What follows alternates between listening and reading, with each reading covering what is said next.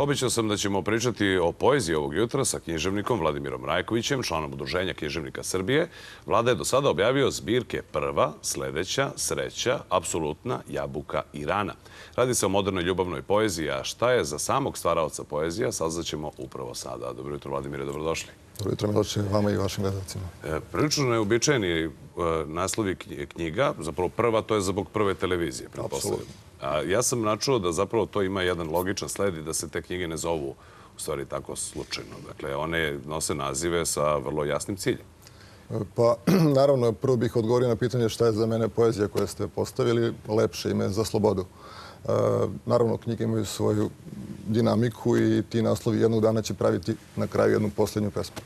Odlično.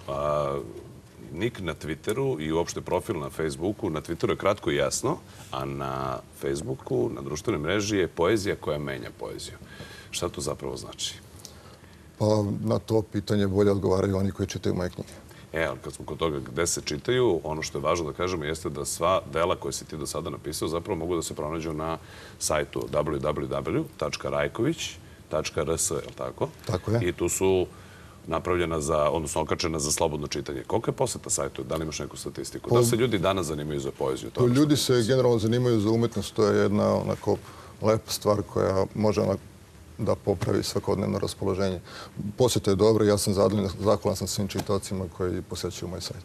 Ono što je zanimljivo, ti si neke od ovih knjiga preveo i na druge jezike. Šta je sve prevedeno i na koje jezike? Prevedena je apsolutno na nemački, prevedena je Jabuka na španski jezik, Rana je također prevedena na nemački, ova poema nova koja je sada u postupku prevođenja, poema Da li sam umetnik, gde sam imao čast da jedan naš eminentni novinar čita to moje skromno delo, se prevodi na arapski, engleski, grčki, konkretno nemački, italijanski, bit će tu još nekih jezika, to koji sve ostaju bi kao prijatno iznenađenje ljubitelja moje književnosti. Ja moram da pitam, pošto su ljudi uglavnom opterećeni sivim temama, te, ne znam, kad će biti ovako, da li ćemo ovako, da li pošto šta je danas pošto u radnji. Kako ti nalaziš uopšte inspiraciju da pišeš poeziju?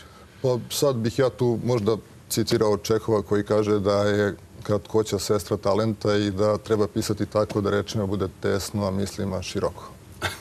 Ja sam običao pre nego što smo seli ovdje u studiju, ti si me zamolio da pročitam jednu od pesama, ja ću to uraditi na kraju, ali sam hteo nekako da prosto zaokružimo priču. Razumeo sam da se sve više i više ljudi upravo preko ovih društvenih mreža interesuje za tvoju poeziju i evo ovdje ja upravo držim Ranu, koja je i na nemačkom i na srpskom. Reci mi, da li si se aktivirao u tom smislu i na tim drugim tržištima, na drugim jezicima? U postupku je taj da kažem, angažman, ali u svakom slučaju trenutno u samim povijema.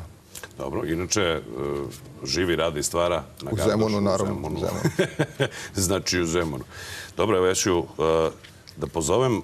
Pre nego što pročitam pesmu, obećao si da će prva 3 gledalca, tačno 9 ovog jutra, koji pošalju mail preko rubrike za kontakt na www.rajković.rs imati priliku da dobiju jednu od knjiga. Da li deliš samo rane? Delim rane. Deliš ranu sa našim samo delim rane.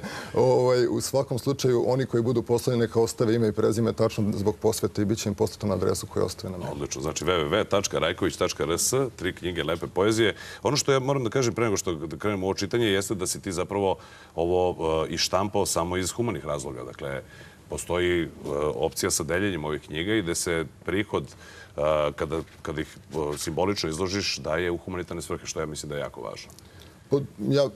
To jeste istina, ima na mom sajtu, piše gde se to poklanja, ali to nije samo moj gest, to je gest i svih prijatelja moje umetnosti i svih onih koji su te knjige i kupili. Odlično. Ti si za mene spremio ovog jutra, zaboravit ću da si rekla da me voliš. To zvuči kao Dino Merlin, kad si rekla da me voliš. Ja bih molio režiju da upali neki efekat, neki odjek. U pitanju je kao neki haiku i evo sada ću ja to kratko da iščitam. Dakle, ovako. Zaboravit ću da si rekla da me voliš i da je to zauvek. Da te stvaralaštvo moje čini izuzetnom od prve i moj glas dok ti čitam pesme. A osjećaš se mojom, a srećemo se burno, ni malo slučajno. Da hoćeš baš sve samo sa mnom. Da me znaš ceo život, a vidiš prvi put. Da te znam ceo život, a vidim prvi put. Svaki minut, sat i dan. Da činim izuzetnim, da te bolim. Sve ću zaboraviti, ako je to tvoja želja, sada kada si me zaboravila, ali neću zaboraviti da si na ovom kraju moje tuge i na početku bila svilene duše vila. Hvala, Miloš. Sjajno. Vladimire, za sve one koji su gledali tačno 9 tog jutra, da te potraže, da traže maramice, u režiji traže maramice, evo javljaju mi sada. Zajedno smo radili nešto potpuno nekomercijalno, upravo da bi ljudi slušali tvoju poeziju. Dakle, na YouTube-u treba da ukucaju šta?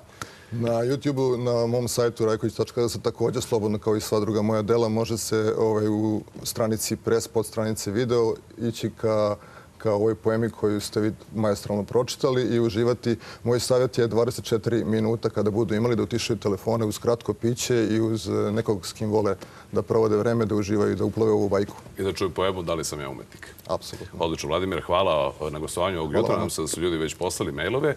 Mi idemo dalje sada na druge teme.